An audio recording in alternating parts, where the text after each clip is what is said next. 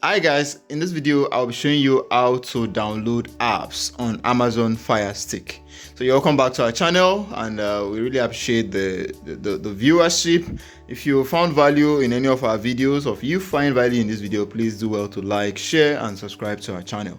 So how do you download apps on Amazon Firestick? You come straight here to this icon, the dark icon. You scroll down to App Store, and then you get to see some of the latest apps on App Store or the app library.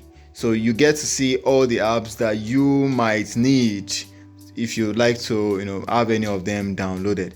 If you'd like to maybe watch TVs and all of that, you have cable cutting apps like Max, Discovery, Hulu, Paramount, Stars, Pluto, Tubo.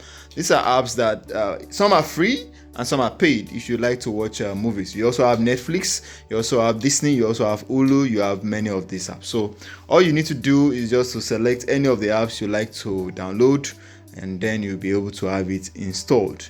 So I have installed this, so it is pretty much on my device.